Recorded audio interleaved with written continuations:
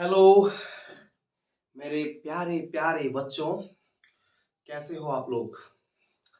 Very good. बच्चा लोग, कल अपनी इलेक्ट्रोस्टैटिक की 5वीं क्लास सक्सेसफुली समाप्त हो चुकी है ना? देख लिया आप लोगों ने उस क्लास को? आई होप देख लिया होगा, और अगर नहीं देखा है बच्चों तो बदमाशी ना करें। आप उस क्लास को जरूर देखें, और उस क्लास को देखने के बाद ही आप आज की इस क्लास में आए, ठीक है? तो एज यू नो बच्चों, कल हमने कवर किया था intensity of electric field in the axial position of electric dipole, है ना? याद है आपको बच्चों? उसके कारण जो हमने इंटेंसिटी कैलकुलेट करी थी वो निकल के आया था E बराबर 1/4πε0 2p अपॉन आर क्यू, है ना? तो आज की क्लास में बच्चों हम इसका सेकंड केस करेंगे। आपको पता है कि विद्युत द्विध्रुव के कारण हम तीन कंडीशंस में इलेक्ट्रिक फील्ड को कैलकुलेट करते हैं, ठीक है? पहला होता है अपना अक्षीय स्थिति, एक्सियल पोजीशन, ठीक है? दूसरा होता है अपना निरक्षीय स्थिति, जिसको हम नॉन एक्सियल कंडीशन या इक्वेटोरियल पोजीशन भी बोलते हैं, ठीक है? और तीसरा होता है बच्चों किसी भी स्थिति, जिसको हम एट एनी पोजीशन भी कहते हैं, ठीक है? तो ये जो तीनों कंडीशन है ना बच्चों, देखो एग्जाम अभी, क्योंकि एग्जाम बहुत दूर है और आप एक बढ़िया स्टूडेंट हो, तो कभी भी आप पढ़ाई करते वक्त ये मत सोचो कि यार ये बहुत इंपॉर्टेंट है या ये काफी सिंपल पॉइंट है ना? अगर आप इस तरीके से चीजों को एलिमिनेट करके और फिल्टर करके पढ़ोगे ना, तो आपकी जो नॉलेज है वो प्रॉपरली बढ़ नहीं पाएगी, ठीक है? तो अभी वक्त है बच्चों, आप चीजों को काफी कॉम्प्रिहेंसिव और होलिस्टिक वे में कवर करो। जितनी भी चीजें होती है, जो कुछ भी आपके सिलेबस में है, पूरा कंप्लीट कवर करो, जितनी हो सकती है अपनी नॉलेज बढ़ाओ बच्चों, ठीक है? और जब एग्जाम टाइम आता है तो ऑलरेडी आपका टेंशन शिफ्ट हो जाता है कि यार इंपॉर्टेंट क्वेश्चन बता दीजिए, है ना? वीवीआई बता दीजिए, ठीक है? तो आपको ऐसा नहीं सोचना है, बट यस, जब भी हम चैप्टर को कवर कर रहे होंगे, हम सीक्वेंस वाइज आगे बढ़ रहे होंगे, ठीक है? तो वहां पर मैं सारी चीजें आपको पढ़ाऊंगा जो भी इंपॉर्टेंट है, ठीक है?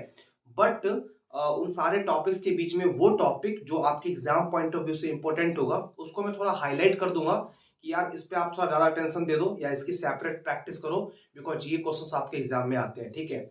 तो ये जो बच्चों अक्षीय स्थिति, निरक्षीय स्थिति या किसी भी स्थिति, जो मैं तीन कंडीशंस यहाँ पे मैं 3 क्लास के अंदर लेने वाला हूँ, ये तीनों कंडीशंस आपके एग्जाम पॉइंट ऑफ व्यू से काफी इंपॉर्टेंट है, ठीक है?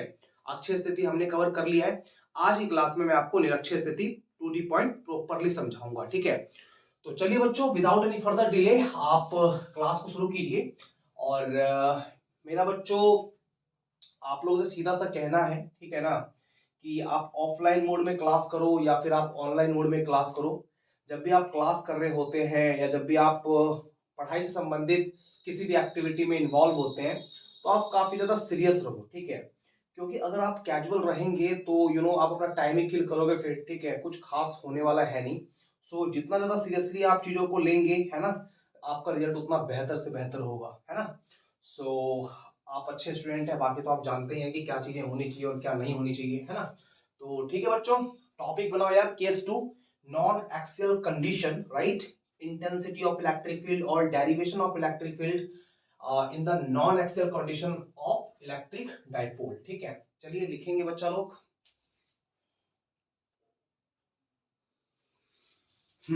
दिखा बच्चों आपको? चलिए प्यार से लिख दो केस 2, है ना? केस 1 क्या था? अक्षीय स्थिति में विद्युत क्षेत्र की तीव्रता। केस 2 क्या ले रहा हूं मैं? निरक्षीय स्थिति में विद्युत क्षेत्र की तीव्रता। और केस 3 क्या लूंगा मैं? किसी भी स्थिति में विद्युत क्षेत्र की तीव्रता, किसके कारण? एक विद्युत द्विध्रुव के कारण, ठीक है? बच्चों जो भी चीजें मैं बोलूंगा सब कुछ फैमिलियर होना चाहिए। अगर मैंने अभी किसी बच्चे से पूछ दिया कि आप बताओ कि विद्युत द्विध्रुव किसे कहते हैं, है ना, या फिर मैंने पूछ दिया कि विद्युत द्विध्रुव आघूर्ण क्या होता है, इलेक्ट्रिक डायपोल मोमेंट, तो आपको वहां से बैठ करके प्रॉपर्ली कॉन्फिडेंस में रहना है कि यस सर, मुझसे पूछिए, मैं आंसर करूंगा, ठीक है? तो डेफिनेटली सारी चीजें आपको आनी चाहिए। ऐसा नहीं कि मैं आपको ये पढ़ा रहा हूँ, राइट, इलेक्ट्रिक डायपोल के कारण डिफरेंट डिफरेंट कंडीशन में इलेक्ट्रिक फील्ड इंटेंसिटी, और आप इतने मतवाले हो कि आपको ये नहीं पता कि इलेक्ट्रिक डायपोल क्या होता है, तो पाप चढ़ेगा आपको। ऐसा बिल्कुल मत करना। पुरानी चीजें सारी क्लियर हो तभी आप अगली चीजों पे अटैक करो, अदरवाइज फिर बेटा बकलूल हो जाओगे, ठीक है? देखो केस 2, निरक्षीय स्थिति में विद्युत क्षेत्र की तीव्रता एट नॉन एक्सियल कंडीशन। तो चलिए बच्चों, अब इधर उधर की बात नहीं करते हैं, बिकॉज वीडियो लंबी हो जाएगी, है ना? अब यहाँ से कंटिन्यूअसली हम लोग पढ़ाई की बात करेंगे, है ना? चलिए कॉपी पेन छोड़ देना अच्छे से और एक्टिव हो करके अच्छे बच्चों की तरह सुनना, ठीक है? देखिए बच्चों यहाँ पे क्या है ना, जो भी कॉन्सेप्ट मैं करवाऊंगा, थोड़ा सा बोर्ड मैनेजमेंट यहाँ पे इंपॉर्टेंट है। और दूसरा कि आप जब इसको लिख रहे हो या फिर इसको जब आप डिराइव कर रहे हो, तो आप किस तरीके से फिगर बनाएंगे, फिगर आपका कितना क्लियर और डिस्टिंक्ट होगा, वो एक एस्पेक्ट है। ठीक है, उसके बाद जो आप फिगर बनाएंगे ना, उस फिगर की हेल्प से आप चीजों को कैसे कैसे दिखा रहे होंगे, that will be the second aspect of this conditions. ठीक है, तो चलो बच्चों पहले फिगर बना लेता हूं, मैं आपको दिखाता हूं कि नॉन एक्सेल कंडीशन में किस तरीके से हम क्या कुछ करते हैं, है ना। तो कहां पे बनाने फिगर बच्चों, इस साइड या उस साइड? चलो उस साइड बनाते हैं, लेफ्ट साइड। कौन सा हो जाएगा ये according to you? Left side ना। देखिए बच्चों क्या होगा, आपको पता है हम विद्युत द्विध्रुव के कारण चीजों को कैलकुलेट करने वाले हैं, है ना। विद्युत द्विध्रुव के कारण intensity of electric field, right.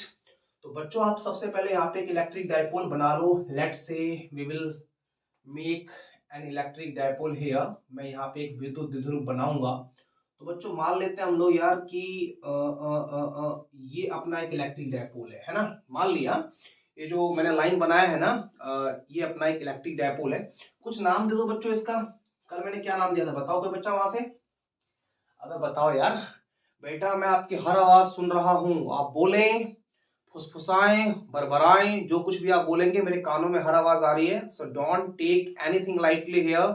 बहुत ज्यादा सीरियस रहें, मैं नहीं समझ रहा हूं मैं, ठीक है। तो नाम बच्चों क्या है, ए बी। ठीक है, नाम क्या है, ए बी। तो ए बी जो है ना बच्चों, ये विद्युत द्विध्रुव का नाम है। ओके बच्चों, अगर ये विद्युत द्विध्रुव है तो आपको पता है सर की इलेक्ट्रिक डायपोल तो एक सिस्टम होता है two equal and opposite charge का, जहां पे इनकी बीच की जो सेपरेशन होती है that is very very very small. ठीक है, तो इनके बीच की दूरी बहुत कम है बच्चों, राइट। हम बड़ा बनाते हैं इसलिए ताकि समझने में कोई प्रॉब्लम ना हो। अब प्रैक्टिकली जितना छोटा होता है डायपोल, अगर मैं उतना छोटा बनाऊं, सपोज कर लो मैं ऐसे दिखा रहा हूं, ये बेटा इलेक्ट्रिक डायपोल है ना। ये इसका ए हो गया, ये बी हो गया, यहाँ प्लस क्यू हो गया, ये माइनस क्यू हो गया, बहुत छोटा होता है। तब तो समझ लिया आप लोगों ने, है तो एक्चुअली में छोटा होता है, प्रैक्टिकली छोटा होता है। बट हम लोग जब बोर्ड एग्जाम में लिख रहे हो या फिर हम लोग एक्सप्लेन कर रहे हो, किसी को बता रहे हो, तो हमारा दिल जानता है कि छोटा होता है यार, लेकिन हम थोड़ा बड़ा बनाएंगे ताकि फिगर हमारा साफ साफ नजर आए। बाकी तो पीछे की पिक्चर आपको पता है कि यार एक्चुअली में है क्या, है ना। तो this distance is very small, rather कि मैं इसको बड़ा बना रहा हूं। ठीक है, तो ए भी इलेक्ट्रिक डायपोल है ना। अक्षय स्थिति में आपको पता है अक्षय स्थिति कैसा होता है, इसी लाइन के सीध में अगर आप कोई पॉइंट ले लोगे ना, चाहे आप उस तरफ लो या इस तरफ लो, जब इस लाइन के सीध में इसकी एक्सिस पे आप कोई पॉइंट लेते हो, तो that point will become axial position of electric dipole, right. तो वो तो हमें आता ही, हमने कल कर लिया उसको। बच्चों आज हमें लेना है निरक्षीय स्थिति, नॉन एक्सियल कंडीशन, जिसका दूसरा नाम होता है इंग्लिश में इक्वेटोरियल पोजीशन। तो नॉन एक्सियल पोजीशन क्या है, किसी डायपोल के परपेंडिकुलर बाइसेक्टर पे लंब समद्विभाजक वाली रेखा पे अगर मैं कोई पॉइंट लूंगा ना, तो वो पॉइंट होगा अपना निरक्षीय स्थिति। तो यहाँ पे बच्चा आपको पता है ये डायपोल है, इसका पहले मिड पॉइंट ले लेते हैं यार। तो सपोज किया हमने, सर ये अपना मिड पॉइंट है ना, ऐसा मानता हूं मैं कि ओ जो है ना, O is the mid point of dipole A B. ठीक है, ओ हमारा मध्य बिंदु है, और इस पे लंबवत जो रेखा है उस पे कोई भी पॉइंट आप बोलेंगे तो वो पॉइंट अपना नॉन एक्सियल पॉइंट होगा। सपोज करता हूँ बच्चों कि यार वो पॉइंट अपना ये है ना। देखो आप लोग मान लेते हैं बच्चों, एक मिनट बच्चों मैं बना लेता हूँ, मेरी आपको पीठ दिखाई दे रही होगी, है ना। देखो यहाँ पे, तो ये जो बच्चों लाइन है ना, ये परपेंडिकुलर है ना, 90 डिग्री पे है, लंबवत है। तो इस लाइन पे बच्चों आप कोई सा भी पॉइंट ले लो यार, आप ये ले लो, ये ले लो, ये ले लो, कोई सा भी पॉइंट लोगे ना, वो सारे पॉइंट नॉन एक्सेल पॉइंट होंगे। लेट्स से मैंने यहां पे एक पॉइंट इंडिकेट कर दिया, सपोज मैंने ये वाला एक पॉइंट ले लिया है। तो ये वाला एक पॉइंट ले लिया है, तो ये वाला पॉइंट हमारे डायपोल से कितने डिस्टेंस पे है, क्या वो डिस्टेंस हम यहां से कैलकुलेट करेंगे? नो। क्या ये जो पॉइंट है हमारे डायपोल से कितने डिस्टेंस पे है, क्या वो डिस्टेंस हम यहां से कैलकुलेट करेंगे? नो। कोई भी बिंदु हमारे इलेक्ट्रिक डायपोल से कितने डिस्टेंस पर है, अगर आपको वो दूरी निकालनी है, तो वो डिस्टेंस आप मेजर करोगे हमेशा उस डायपोल के मिड पॉइंट से, right. We will measure the distance of any point located anywhere from the center of electric dipole। तो ये मध्य बिंदु है बच्चों, यहीं से हम सारी की सारी डिस्टेंस को कैलकुलेट करते हैं। तो this is the non axial point, ये निरक्षीय बिंदु है, कितनी दूरी पर है यहां से मापेंगे। एंड लेट्स इमेजिन बच्चों ये दूरी कितनी है, ये दूरी है r, राइट। आप समझ पा रहे हैं, r दूरी पर ये पॉइंट है और इस पॉइंट का नाम भी दे देते हैं यार, चलो इस पॉइंट का नाम c है। Very nice, okay good. अब बच्चों क्या करेंगे, अब आपको जैसा कि तरीका पता है, चीजें बड़ी आसान होती है बच्चों, बिल्कुल भी मुश्किल कुछ नहीं होता। आप क्या करोगे ना, आप पॉजिटिव क्यू के कारण पहले यहां पे इलेक्ट्रिक फील्ड की इंटेंसिटी देख लोगे, फिर आप नेगेटिव क्यू के कारण नेगेटिव चार्ज की वजह से यहां पे इंटेंसिटी ऑफ इलेक्ट्रिक फील्ड देख लोगे। और बच्चों अपने पास डाइपोल में दो ही चार्ज होते हैं, दोनों चार्जेस की वजह से इंडिविजुअली अलग अलग हम इलेक्ट्रिक फील्ड की इंटेंसिटी कैलकुलेट कर लेंगे। और उसके बाद क्या करेंगे बच्चों, उसके बाद उसका रिजल्टेंट निकाल देंगे, दैट्स इट। वही जो फाइनली हमारा सिंप्लीफाइड रिजल्ट आएगा ना, वही रिजल्ट हमारा हो जाएगा एक्सप्रेशन और equation of electric field intensity in this particular condition. Okay, so जैसा बच्चों मैंने कहा है, चलिए करना स्टार्ट करते हैं, ठीक है। तो बच्चों क्या करना है, सर यहाँ पे plus q due to positive charge, यहाँ पे इलेक्ट्रिक फील्ड देखेंगे। तो बच्चों जब यहाँ पे इस पॉजिटिव चार्ज की वजह से यहाँ पे इलेक्ट्रिक फील्ड निकालूंगा, तो आप जानते हैं कि electric field is a vector quantity, electric field एक सदिश राशि होती है। तो अगर इलेक्ट्रिक फील्ड सदिश राशि है बच्चों, तो इसमें दिशा भी होगी ना। तो आप मुझे बताओ इस चार्ज की वजह से यहाँ पे जो इलेक्ट्रिक फील्ड होगा उसका डायरेक्शन कहां होगा, बोलिए वहां से। वेरी गुड बच्चों, आई थिंक आपको आ रहा है। सर पॉजिटिव से इलेक्ट्रिक फोर्स लाइन स्टार्ट होती है, electric force line starts from the positive charge, विद्युत बल रेखा जो होती है वो धनावेश से शुरू होती है, यानी पॉजिटिव चार्ज से निकलती है, रेडियली आउटवर्ड्स आती है। तो ये जो पॉजिटिव चार्ज है ना, इसकी वजह से जो यहाँ पे इंटेंसिटी होगी वो ऐसे होगी बच्चों, या वो ऐसे होगी, है ना, वो दूर की ओर होगी या इसके पास आ रही होगी। तो आप बोलते हैं सर प्लस से निकलती है, तो इस तरीके से होगी। तो बेसिकली बोलना क्या चाहता हूँ बच्चों, मैं बोलना ये चाहता हूँ आपको, देखो आप इसको आप मिला दो पहले तो, है ना, मैंने मिला दिया बच्चों, ठीक है, मैंने सी पॉइंट को बी से मिला दिया। अब बताओ इसकी वजह से जो यहाँ पे दिशा है वो सी से बी होगी कि बी से सी होगी। वेरी गुड, प्लस से स्टार्ट होती है ना, प्लस से निकलती है, इसलिए बी से सी होगी। तो इस लाइन को थोड़ा सा आप और ऊपर पहुंचा दो और ऐसा मान लो या बोल दो कि यार, एक सेकंड बच्चों, एक सेकंड, है ना, थोड़ा और इसको ऊपर ले जाओ और ये मान लो कि ये जो आपने एक वेक्टर दिखाया है ना, ये जो आपने एक लाइन दिखाया है, this line is nothing but this line indicates the direction of electric field due to positive charge at this point C. तो इसका कुछ नाम देते हैं बच्चों, इसका नाम हम क्या दे दें, तो इसका नाम हम दे देते हैं E1, ठीक है। देखो यार बड़ी शिद्दत के साथ फिगर को समझो, ठीक है, ज्यादा यहाँ पे हीरो कोई नहीं बनेगा और कोई हीरोइन नहीं बनेगी, राइट। एकदम इत्मीनान से दिमाग को जगह पे रखो, और जितनी बातें मैं बता रहा हूं ना, अगर आपने ध्यान से धैर्य के साथ मेरी बातों को पूरा पूरा सुन लिया, तो मैं इतना तो बच्चों विश्वास दिला सकता हूँ आपको कि जिंदगी में फिर कभी कोई यहाँ पे कोई डाउट आपको बचेगा नहीं। कोई पूछ ले, राइट, आपको अगर ये पढ़ाने के लिए टॉपिक दे दिया जाए ना, तो आप धुआं धुआं कर दोगे, बिल्कुल, ठीक है। तो आप पहले खुद से पढ़ लो यार, इंटरनली अपना सारा कॉन्सेप्ट क्लियर करो, then after will okay everything. तो यहाँ इस पॉजिटिव चार्ज की वजह से यहाँ पे जो विद्युत क्षेत्र है वो बाहर की ओर होगा, बिकॉज प्लस से इलेक्ट्रिक फोर्स लाइन स्टार्ट होती है, प्लस से निकलती है, ओके।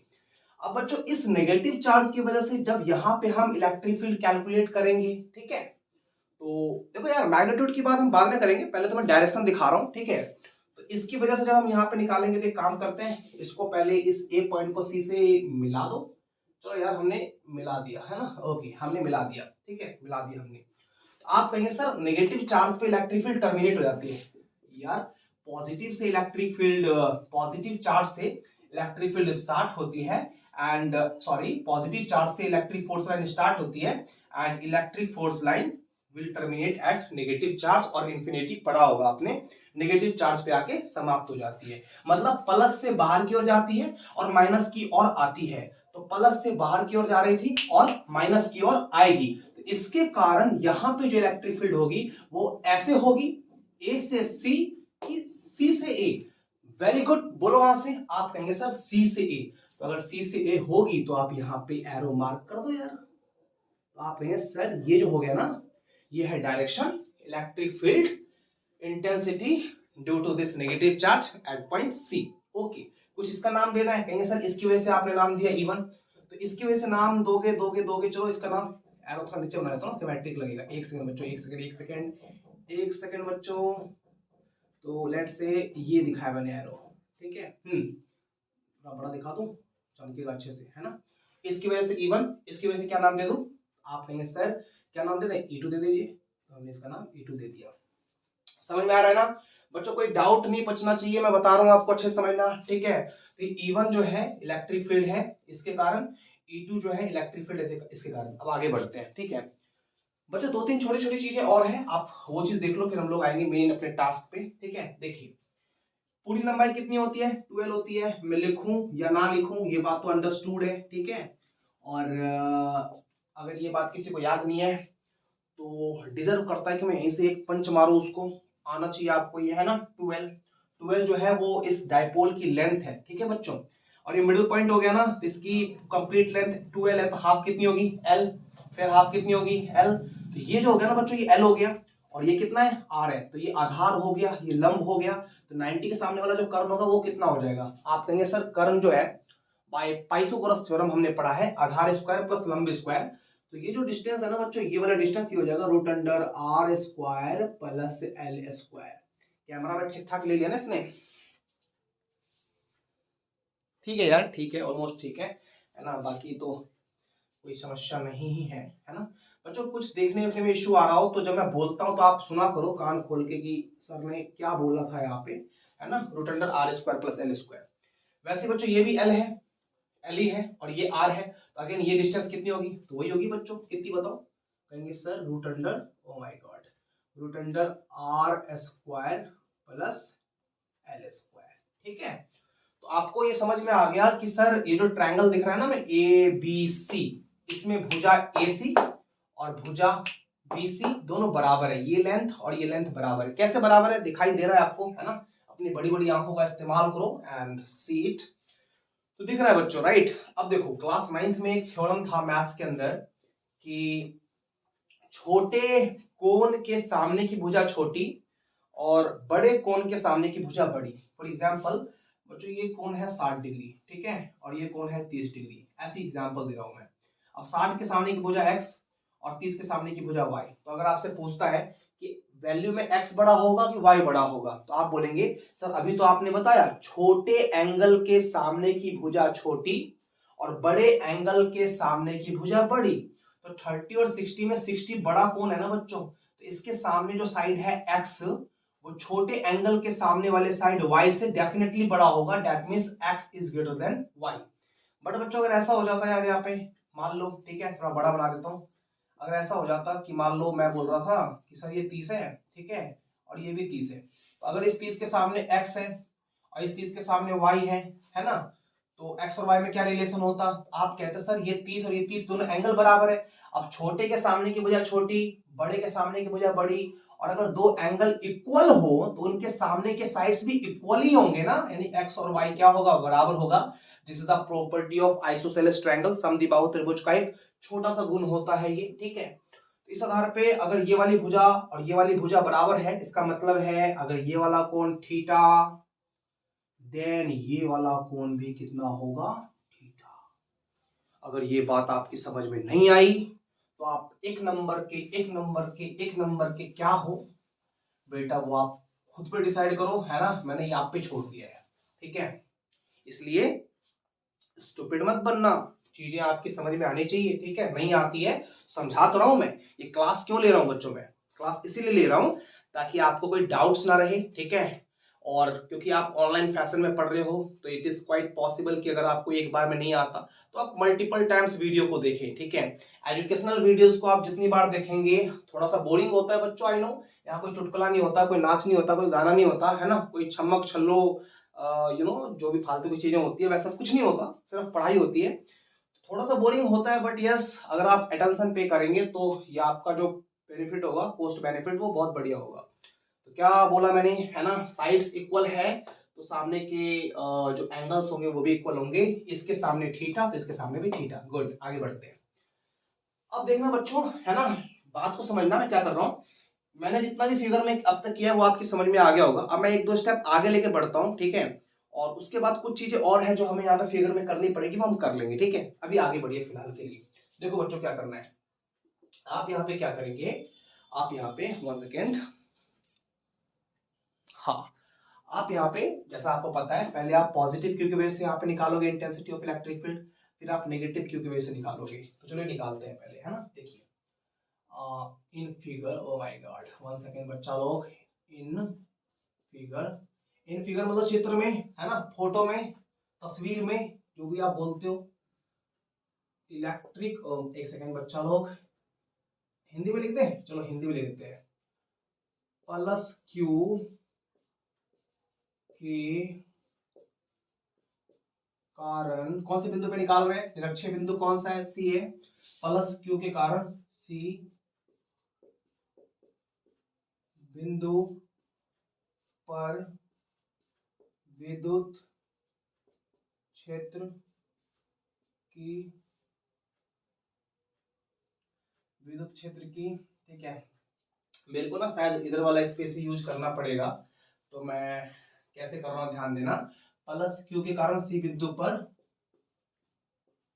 विद्युत क्षेत्र की तीव्रता। बच्चों भावनाओं को समझो, अगर आप मेरी भावनाओं को नहीं समझोगे तो मेरी भावनाओं को कौन समझेगा, हाँ।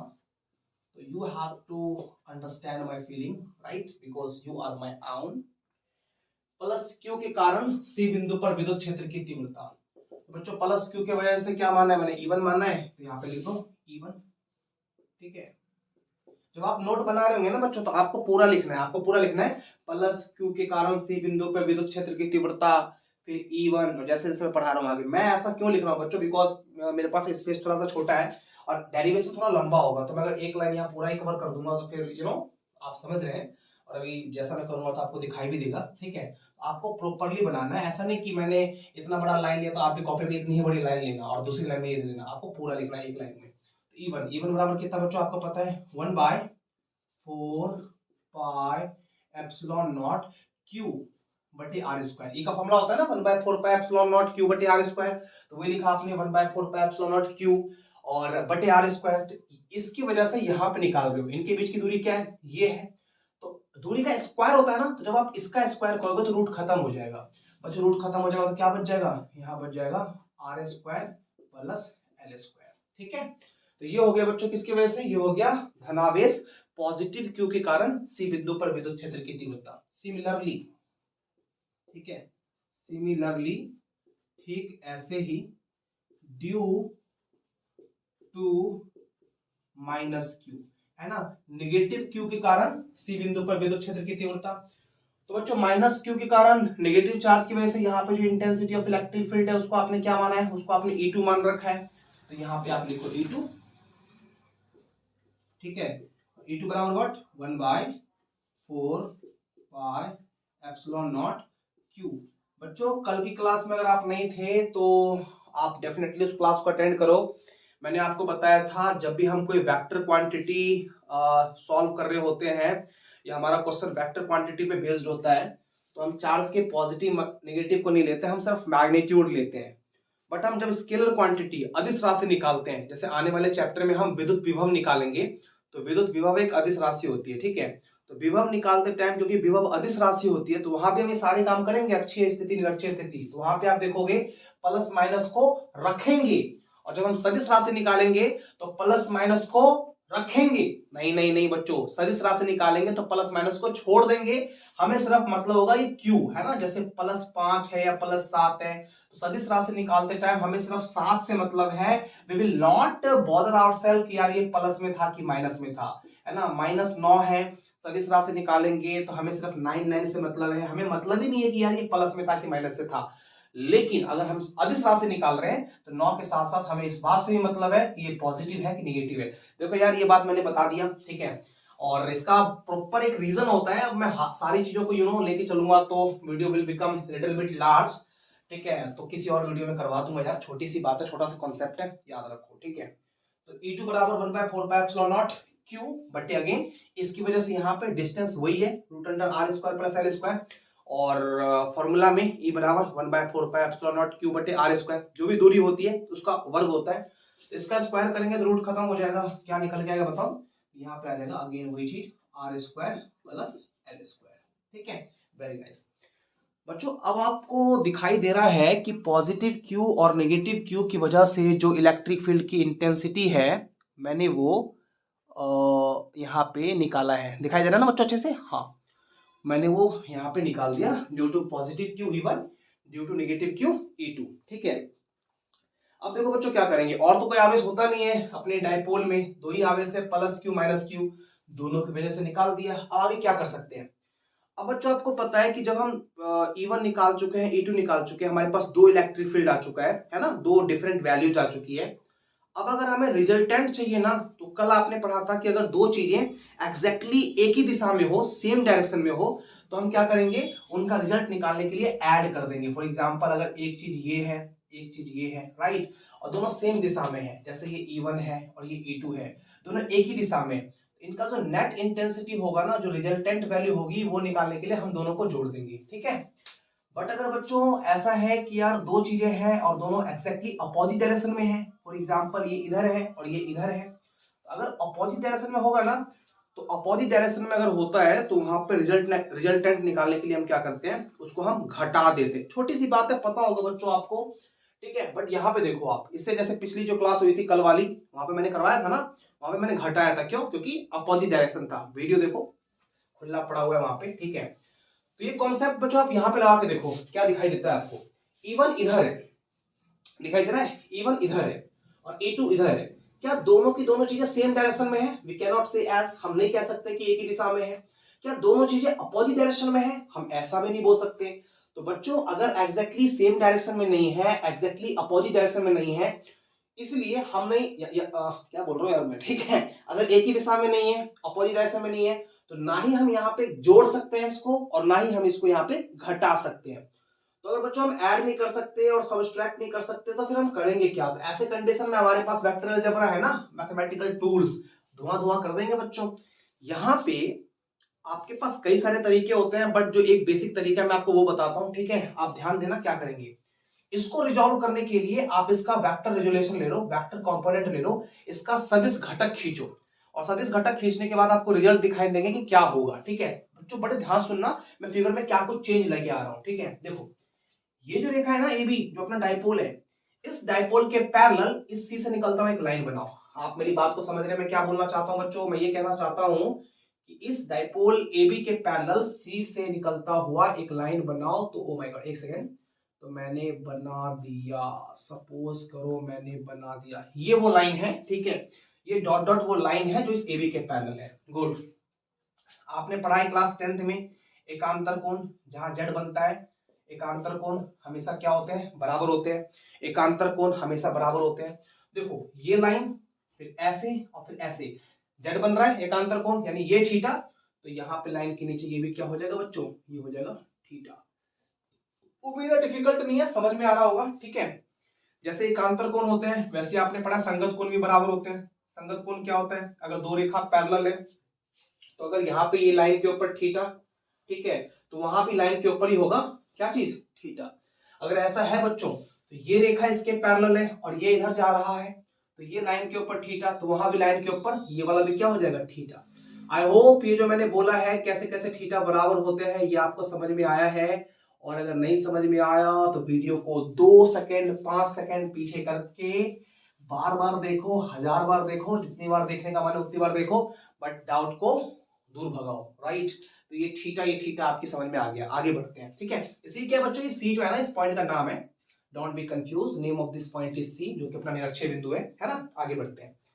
अब बच्चों आपको ये भी पता है, अगर ये एक्स एक्सिस, ये वाई एक्सिस, बीच में ये अपना ए जा रहा है, यहाँ पे अपना थीटा है, तो दुनिया जानती है कि थीटा के साथ वाला जो होता है वो अपना एक्स कंपोनेंट होता है, उसमें हम कॉस लगाते हैं। तो अगर ये ए, तो थीटा के साथ वाला ए कॉस थीटा, पता है।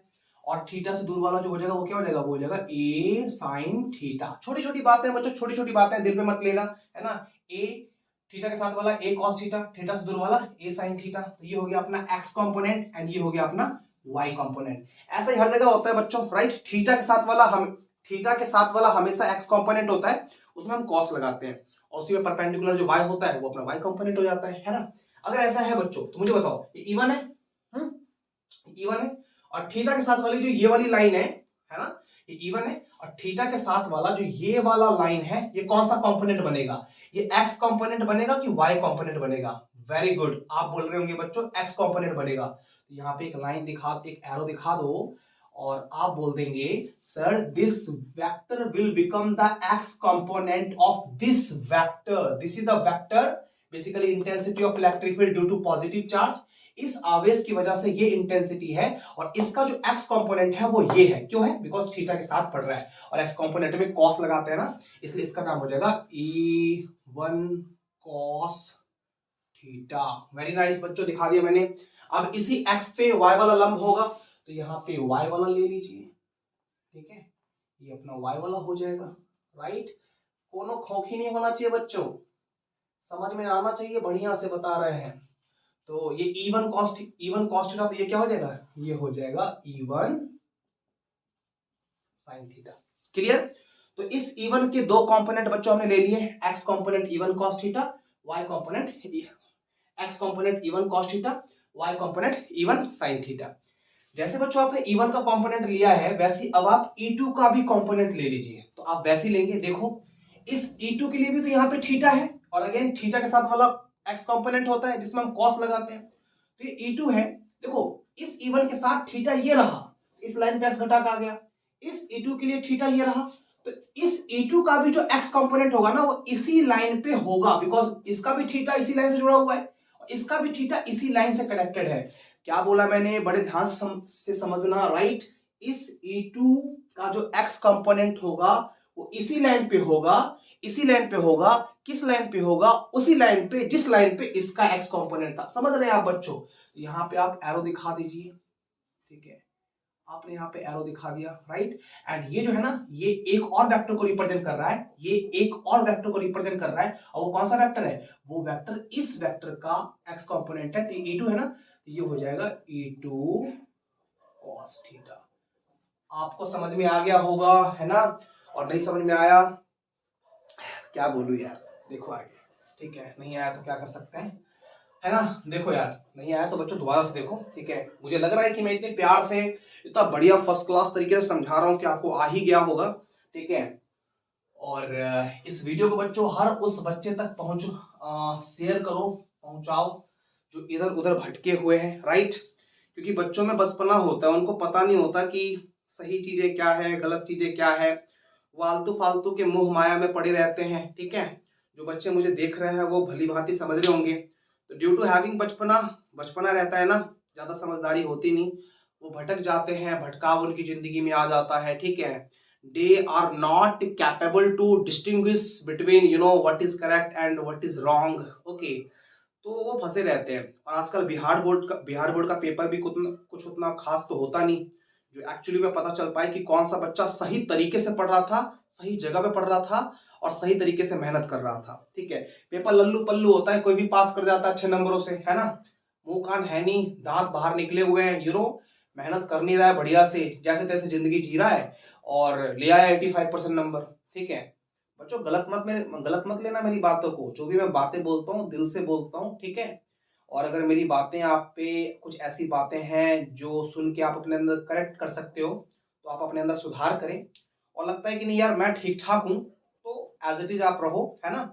And of the day you have to prove yourself, आपको अपने आप को सही साबित करना है, अपने खुद की नजरों में, अपने मम्मी पापा की नजरों में एंड अल्टीमेटली दुनिया की नजरों में कि आप चीज क्या थे, ठीक है।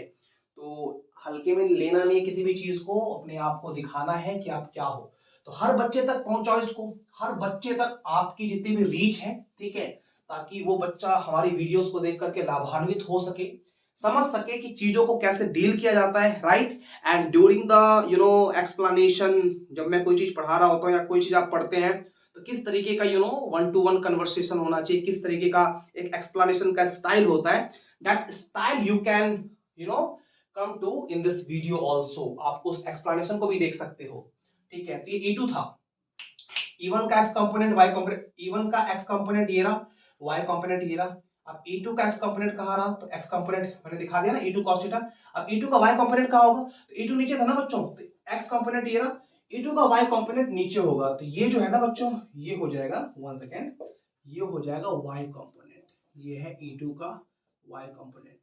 तो जितने भी लोग हैं ना बढ़िया से पढ़ें मेरी वीडियो से एंड यू नो जितनी मेहनत आप करेंगे, जितनी ज़्यादा आपकी नॉलेज बढ़ेगी, अगर आप लाइफ में कुछ अच्छा करेंगे बच्चों, तो डायरेक्ट या इनडायरेक्ट आपके पेरेंट्स को खुशी होती है, आपको खुशी होती है, एंड मुझे भी काफ़ी प्रसन्नता होगी कि यार आप कुछ अच्छा कर रहे हो अपने जीवन में। ठीक है, ओके, चलो। तो आपने ये नीचे की ओर दिखा दिया, तो ये E2 था, E2 cos थीटा, इस E2 का x घटक, इसी E2 का y घटक, ये हो जाएगा। नाम क्या देंगे? तो जैसा कि आपको पता ही है, नाम क्या देने वाले हैं? नाम देने वाले हैं E2 sin थीटा। गोबर गणेश तो नहीं हो गया ना? चलिए ठीक ही है, मिला जुला के बच्चों, कोई दिक्कत नहीं है। अब देखो, इसका y घटक ये रहा, इसका y घटक ये रहा। आप मुझे बताओ, क्या दोनों अपोजिट डायरेक्शन में नहीं है? अगर दो चीज अपोजिट डायरेक्शन में है तो कट जाएगा।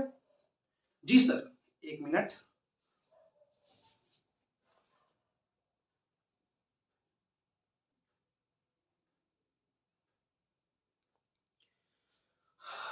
I am really very sorry बच्चों, थोड़ा सा बीच में डिस्कनेक्ट हो गया था। ठीक है, चलिए, क्या बोल रहा था मैं?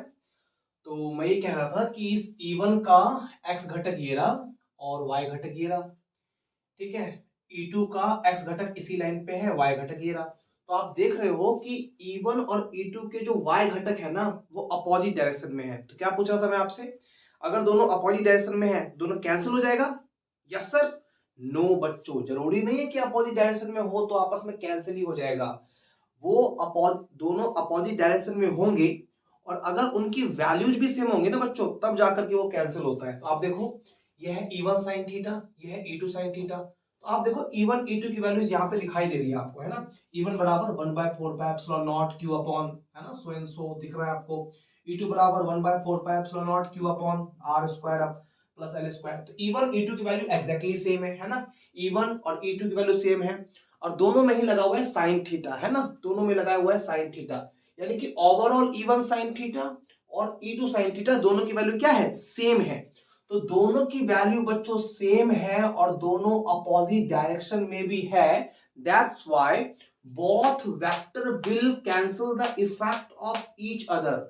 दोनों के दोनों जो कंपोनेंट है ना, ये दोनों अपने प्रभाव को, एक दूसरे के प्रभाव को निसफल कर देंगे बच्चों, एक दूसरे के प्रभाव को काट देंगे। तो क्या होगा? ये वाला जो इफेक्ट है और ये वाला जो इफेक्ट है, ये आपस में हो जाएगा कैंसिल। ठीक है, आई होप बच्चों आपको समझ में आया होगा मैंने क्या किया। ठीक है, इस E1 के दो कंपोनेंट में से और इस E2 के दो कंपोनेंट में से इन इसका y कंपोनेंट और इसका y कंपोनेंट दोनों आपस में कैंसिल हो गया। अब इस E1 और E2 के केवल एक एक कंपोनेंट ही बचे और वो कौन सा कंपोनेंट है? वो है x कंपोनेंट। और आपको ये भी दिखाई दे रहा होगा दोनों एक ही दिशा में भी है ना? देखो E1 cos थीटा, राइट, इसका x component E1 cos theta, इसका x component E2 sin theta, दोनों एक ही डायरेक्शन में है। और अब मुझे बता दो बच्चों, अगर दोनों एक ही दिशा में है ना, दोबारा सुनो, मैंने क्या बोला? मैंने बोला इसके दो कंपोनेंट, एक कंपोनेंट ये, एक कंपोनेंट ये, इसके भी दो कंपोनेंट, एक कंपोनेंट ये, एक कंपोनेंट ये। अच्छा, E1 E2 के जो एक एक कंपोनेंट है ना, जो अपना y कंपोनेंट था वो तो कैंसिल हो गया। अब एक ही कंपोनेंट बचा ना बच्चों, तो जो बचा वही तो रिजल्टेंट निकालने में कंट्रीब्यूट करेगा। तो वो बचा है अपना x कंपोनेंट, है ना? इसका x कंपोनेंट ये रहा, इसका x कंपोनेंट ये रहा। और क्योंकि दोनों एक ही दिशा में है, इसलिए क्या होगा बच्चों, हम यहाँ पे रिजल्टेंट निकालने के लिए दोनों को जोड़ देंगे। तो आगे बच्चों मैं क्या लिख रहा हूं, बड़े ध्यान से तमीज के साथ सुनना। ठीक है, देखो यहां मैं बोलूंगा यहां, ठीक है, एक सेकेंड।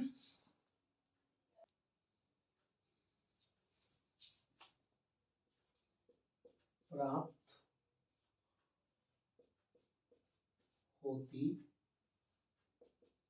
है, क्या लिखा बच्चों मैंने यहाँ पे? मैंने लिखा, पढ़ लो एक बार, E1 एवं E2 नाउ E1 एवं E2 के सदिश घटकों को लेने पर हम पाते हैं कि दोनों के y घटक एक दूसरे के प्रभाव को निसफल, क्या लिखा है बच्चों? निसफल कर देते हैं एवं परिणामी तीव्रता हमें x घटकों के रूप में प्राप्त होती है।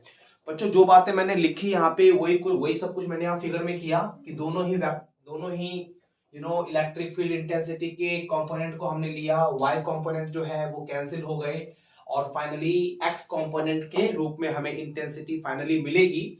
और क्योंकि दोनों एक ही डायरेक्शन में है तो आपस में ऐड करने के बाद मिलेगी। ठीक है, तो इसके बाद बच्चों मैं क्या लिख सकता हूँ, है ना? बड़े ध्यान से आप नोटिस करना। इसके बाद अगर मैं इसको एक स्टेप और आगे लेके चलूं तो what we can write here, देखो, यदि बड़े ध्यान से देखना बच्चों, है ना, यदि परिणामी तीव्रता ई हो तो, बच्चों यदि परिणामी तीव्रता ई हो तो बताओ ई बराबर क्या बोल दूंगा, ई बराबर इन दोनों को ऐड करूंगा, है ना, E1 cos theta plus E2 cos theta, तो मैं बोल दूंगा तो यदि परिणामी तीव्रता ई हो तो we can say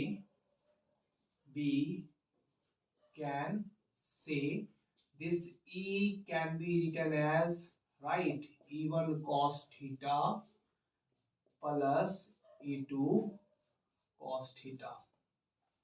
उम्मीद है बच्चों आपको यहां तक समझ में आ गया है, कोनो डाउट नहीं है ना। अब देखो E1 की वैल्यू ये रही, आपको दिखाई दे रहा होगा, cos थीटा भी हम देख लेंगे इस फिगर से कैसे निकालते हैं, ठीक है। E2 का मान ये रहा, इन मानों को बच्चों यहाँ पे एक बार पुट कर दो, चलो पुट करते हैं। जब आप पुट करेंगे तो आप पाएंगे सर ये E है हमारा, ठीक है। E1 का मान कितना है सर, तो E1 का मान है 1/4 पाई एप्सिलॉन नॉट, ठीक है, और Q अपॉन, है ना। बच्चों एक चीज मैं यहाँ पे एक स्टेप अगर बचा लूं तो अच्छा रहेगा, ज्यादा वहां पे ओवरलैप और कोलाइड नहीं होगा। आप थोड़ा देखिए मेरी बात को, मैं यहाँ पे क्या बोल रहा हूँ, ठीक है, सुनना अच्छे से।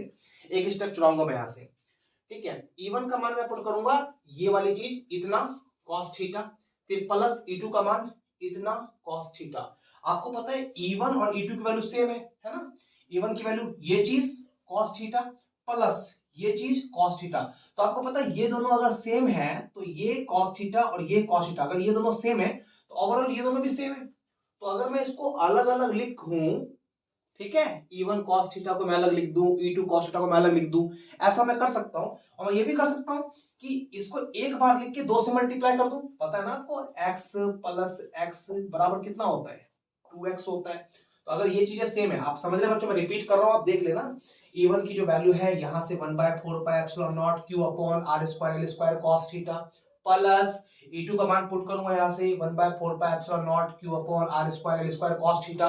तो आप देख रहे हो ना यार, इन दोनों के सेम होने, E1 E2 तो सेम है ही, दोनों में cos ही लगा हुआ है, तो ओवरऑल ये दोनों सेम है। अगर ओवरऑल ये दोनों सेम है तो सर एक बार लिखिए और 2 से मल्टीप्लाई कर दीजिए। 2 बार क्यों लिखिएगा, है ना, x को क्या लिखना, हम डायरेक्ट 2x भी लिख सकते हैं। तो अगर बच्चों ऐसा है तो मुझे बताओ, मैं इसको ऐसे लिख दूं तो शायद कोई बुराई नहीं है, ठीक है। E इज इक्वल टू, ठीक है, E is equal to 2, right, 2 into 1/4 pi epsilon naught Q upon, कितना बच्चों बताओ, Q अपॉन दिख रहा है ना हमें, R square plus L square into कितना, इंटू बच्चों cos थीटा, दिखाई दे रहा है ना, इंटू कितना cos थीटा। अब बच्चों इस फिगर को आप ध्यान से ऑब्जर्व करो और जरा मुझे बताओ cos थीटा कितना हो जाएगा। आपको पता है cos थीटा बराबर होता है आधार बटे कर्ण, है ना, पता है ना आपको। बेटा सारे बेसिस क्लियर होने चाहिए, ऐसा नहीं है कि आप बस कहने के लिए +2 में आ गए और आपके दांत में नहीं निकले अभी। चीजें आपकी बिल्कुल स्पष्ट होनी चाहिए। साइन थीटा बराबर लंब बटे कर्ण, cos थीटा बराबर आधार बटे कर्ण, tan थीटा बराबर लंब बटे आधार। कुछ बच्चे ऐसे होते हैं जो यहाँ पे पूछते हैं कि सर कॉस ही क्यों लगाया, साइन ही क्यों लगाया, है ना, कुछ भी उनके डाउट्स हो जाते हैं। देखो यार सारी चीजें बिल्कुल डिस्टिंक्ट है, राइट, यहाँ पे कॉस है, बच्चे कंफ्यूज रहते हैं कि सर कर्ण का सबको आइडिया होता है 90 के सामने वाला कर्ण होता है, बट लंब और आधार में वो कंफ्यूज रहते हैं। तो याद रखना थीटा के सामने वाला लंब होता है, ठीक है, थीटा के सामने वाला लंब होता है, 90 के सामने वाला कर्ण होता है और जो बच गया वो आधार होता है। तो कोई भी ट्रायंगल ले लो AOC, इस ट्रायंगल से बच्चों जरा मुझे बताओ cos थीटा बराबर क्या हो जाएगा। आप कहिए सर थीटा के सामने लंब, ये कर्ण, ये आधार, और cos थीटा बराबर होता है cos थीटा बराबर आधार बटे कर्ण। तो cos थीटा बराबर आधार, ये डिस्टेंस कितनी है, ये बच्चों L है, अपॉन में कर्ण कितना है, तो आप कहेंगे सर कर्ण है √r square plus L square.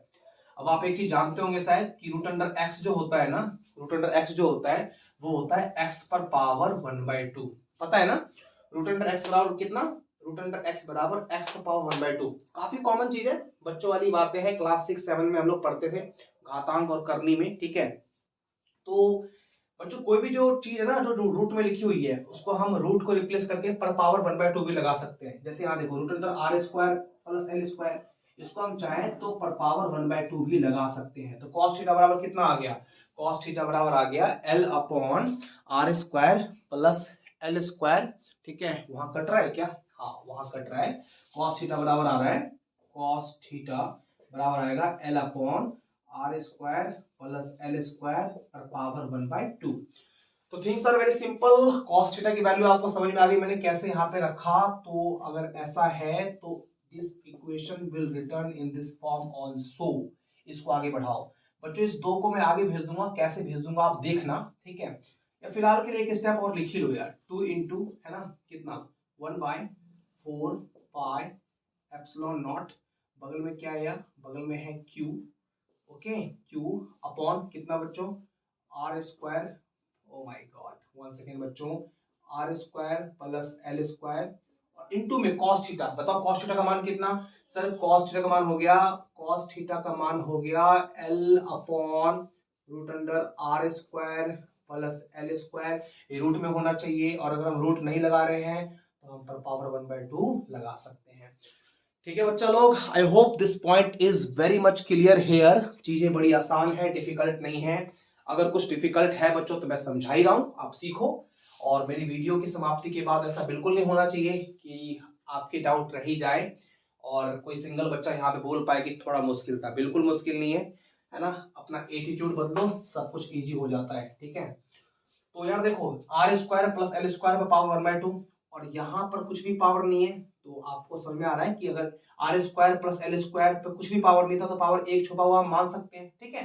अब आपको पता है ना ए पर पावर m इंटू ए पर पावर n इंटू में पावर ऐड हो जाता है, ए पर पावर m इंटू ए पर पावर m इंटू ए पर पावर n बराबर ए पर पावर m प्लस n। चीजें जानते हो आप लोग, ठीक है। तो अगर ऐसा है बच्चों तो मुझे बताओ R square plus L square पर पावर 1, बीच में इंटू है R square plus L square पर पावर 1/2, तो जब पावर ऐड होगा तो 1 और 1/2 क्या हो जाएगा 3/2 हो जाएगा। अब जो अगली लाइन होगी बच्चों उसको मैं ऐसे इंडिकेट करूंगा, ध्यान देना, ऐसे लिखूंगा E इज इक्वल टू, पहले लिख रहा हूं मैं 1/4 पाई एप्सिलॉन नॉट, फिर लिखा मैंने यहाँ पे बच्चों Q, राइट। ये दो कहा जाएगा, दो को उठा करके L के बगल में चिपका दो, तो इंटू कितना इंटू 2L। बच्चों आपको क्लिक हो रहा होगा कि ये काम क्यों किया है हमने। कल की क्लास में मैंने बताया था इलेक्ट्रिक डायपोल मोमेंट, विद्युत द्विध्रुव आघूर्ण, Q इंटू 2L कितना होता है, P होता है ना, Q इंटू 2L P होता है, इसलिए यहाँ पे ऐसा हमने किया है, राइट। तो 2 को मैंने यहाँ L के बगल में लगा दिया, बाकी चीजें देखो यहाँ पे सेम है, 1/4 पाई एप्सिलॉन नॉट Q, 2 को उधर लगा दिया 2L, और इन दोनों का जब इंटू होगा तो अपॉन में क्या आ जाएगा, अपॉन में आ जाएगा root under R square plus L square whole पर पावर 3/2। बच्चों बताओ यहां तक कोई doubt, any kind of issue? नहीं ना, वेरी गुड, यहां तक आपकी समझ में बहुत बढ़िया से आ रहा है।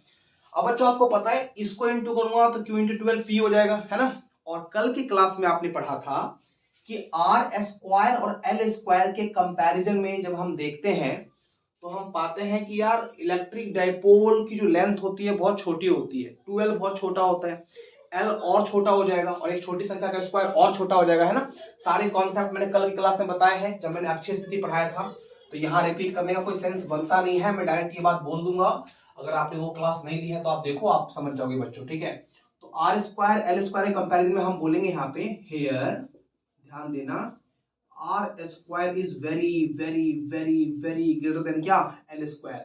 बच्चों ये एम्फसाइज करने का तरीका होता है कि बड़ा नहीं है, केवल बड़ा नहीं है, बहुत बड़ा है। So l square can be easily neglected. L square को हम आसानी से यहाँ पे छोड़ सकते हैं, इसकी उपेक्षा कर सकते हैं, है ना। चलिए बच्चों वेरी नाइस, दिखाई दे रहा है L square can be easily neglected. तो यहाँ पे मुझे बताओ एल स्क्वायर को छोड़ दोगे तो अंदर क्या बचा, सिर्फ आर स्क्वायर। आर स्क्वायर देखो यहाँ पे आर स्क्वायर पर पावर 3/2, तो आप कहेंगे ना बच्चों 2 से 2 कैंसिल हो जाएगा। अब जब 2 से 2 कैंसिल हो जाएगा तो पावर 3 रह गया, तो फाइनली नीचे क्या निकल के आएगा, नीचे निकल के आएगा, नीचे ये रह गया आर क्यूब, है ना, आर क्यूब। तो फाइनली अल्टीमेटली ये जो इक्वेशन निकल के आ रही है वो ऐसे निकल के आ रही है ना। So l square can be easily neglected, हमने एल स्क्वायर को छोड़ दिया, है ना। So E is equal to कितना बच्चों, E इज इक्वल टू, नीचे दिखाई दे रहा है ना बच्चों, हाँ आ जाएगा बच्चों, है ना, कोई दिक्कत नहीं है। E इज इक्वल टू कितना 1/4 pi epsilon naught, Q into 12 कितना होता है बच्चों, P होता है ना, Q इंटू 12 P हो गया। और नीचे क्या हो जाएगा, इसका सॉल्यूशन पूरा मैंने बताया था अभी, R Q। तो ये जो निकल के आया ना बच्चों, this is the intensity of electric field in non axial equatorial position, और शुद्ध हिंदी में बोले तो निरक्षीय स्थिति में, विद्युत द्विध्रुव की निरक्षीय स्थिति में विद्युत क्षेत्र की तीव्रता, राइट। तो बच्चों यही था अपना डेरिवेशन। मैं बोर्ड पर से हट जाता हूं, एक बार प्यार से पूरा इसको निहार लो, क्या कुछ मैंने करवाया, जो भी मैंने यहाँ पे सिखाया, जो मैंने एक्सप्लेन किया, that should be very much clear, है ना। चलो, किसी बच्चे को कोई डाउट बोलो, कितने लोगों को समझ में आ गया, हाथ खड़ा करो वहां से ऐसे करके, अब देख रहा हूं मैं, खड़ा करो। Very good sir. बच्चों अगर कोई डाउट आता है तो प्लीज प्लीज प्लीज वीडियो को दोबारा देखना, ठीक है। बट ऐसा बिल्कुल मत करना कि आपके डाउट रह जाए, बिकॉज कॉम्पिटिटिव एग्जाम के पॉइंट ऑफ व्यू से तो हम बाद में बात करेंगे यार, पहले तो आपके बोर्ड एग्जाम के लिए ही बहुत इंपॉर्टेंट है ये, है ना। एग्जाम में मे भी हर अल्टरनेट ईयर पे 1-2 साल के गैप पे पूछते रहते हैं ये, ठीक है। तो आसान है और इंपॉर्टेंट है, तो समझ में आपके आ जाएगा, है ना। ज्यादा कुछ इसमें कॉम्प्लेक्स वाला कुछ है नहीं मेरे ख्याल से, तो ठीक है। तो चलिए, है ना, ये वीडियो अपना यहां से कंप्लीट होता है। अच्छा, एक चीज मैं आप पे और बता दूं, बोलो, देखो, विद्युत क्षेत्र की तीव्रता एक सदिश राशि है ना, और निरक्षीय स्थिति में ये बिंदु C था, यहां पे विद्युत क्षेत्र की तीव्रता निकल के ये आई, तो ये तो मान आ गया, मान, है ना, मान, वैल्यू, मैग्नीट्यूड। बच्चों कुछ ना कुछ दिशा भी होगी क्या, अगर आपसे पूछा जाए कि निरक्षीय स्थिति में विद्युत क्षेत्र की तीव्रता का मान कितना हो गया, इतना हो गया, मान, परिमाण, मैग्नीट्यूड एक ही बात है। बट अगर पूछा जाए दिशा क्या होगी, तो यहां पे बच्चों दिशा कैसे निकालेंगे, तो आप देखो, नोटिस करो, आप कहेंगे सर यहां पे जो इलेक्ट्रिक फील्ड की डायरेक्शन है वो ऐसे है। कल आपने पढ़ा था विद्युत द्विध्रुव आघूर्ण की दिशा ऋणावेश से धनावेश की ओर होती है, electric dipole movement tends to negative charge to positive charge, है ना, इसका जो डायरेक्शन होता है नेगेटिव से पॉजिटिव की ओर होता है। तो नेगेटिव से पॉजिटिव, नेगेटिव पॉजिटिव, यानी कि जो इलेक्ट्रिक डाइपोल मोमेंट होगा ना बच्चों, वो ऐसे होगा, बताओ, वो ऐसे होगा, है ना। तो ये जो लाइन है, ये जो लाइन है, मुझे बताओ क्या ये लाइन इसके पैरेलल है, डाइपोल के पैरेलल है, समांतर है, आप कहेंगे यस सर, डाइपोल के समांतर है। अगर ये समांतर होता और डायरेक्शन यहां होता, है ना, देखो, ये विद्युत द्विध्रुव आघूर्ण की दिशा है, और डायरेक्शन यहां पर ऊपर की ओर ऐसे ही होता समांतर, तो हम बोलते हैं parallel to the dipole movement. But parallel तो है, बट डाइपोल मूवमेंट इधर है और इलेक्ट्रिक फील्ड उधर है, तो आप क्या बोलेंगे, इलेक्ट्रिक फील्ड का जो डायरेक्शन है वो parallel to the dipole moment है कि anti parallel to the dipole moment है, आप कहेंगे सर पैरेलल तो है बट डाइपोल मोमेंट इधर है और इलेक्ट्रिक फील्ड इधर उधर है, तो जो इलेक्ट्रिक फील्ड का यहां पर डायरेक्शन हो जाएगा ना, वो हो जाएगा anti parallel to the direction of electric dipole moment. विद्युत द्विध्रुव आघूर्ण के समांतर एवं इसके विपरीत दिशा होगी विद्युत क्षेत्र की तीव्रता की, कहां पे, निरक्षीय स्थिति में। इस बात को बच्चों हम चाहें तो अलग से मेंशन भी कर सकते हैं, राइट।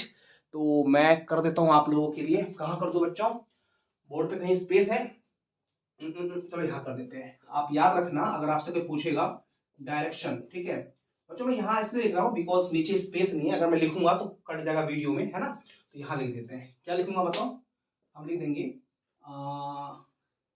डायरेक्शन एंटी, ठीक है, anti parallel to the direction of, anti parallel to the direction of dipole moment, ठीक है। तो अच्छे से इसके नीचे, है ना, नीचे डायरेक्शन लिख के हाइफन दे देना और फिर ये लिख लेना, ठीक है। तो बच्चों इस वीडियो को अच्छे से देखो, ठीक है, और बताओ मुझे कमेंट सेक्शन में वीडियो आपको कैसा लगा, ओके। एंड ध्यान से बच्चों मन लगा के पढ़ो, मिलेंगे हम लोग अगली क्लास में, जहां पे एज यू नो मैं क्या पढ़ाऊंगा आपको, किसी भी स्थिति में विद्युत क्षेत्र की तीव्रता। Thank you so much, bye bye, मिलेंगे हम लोग अगली क्लास में।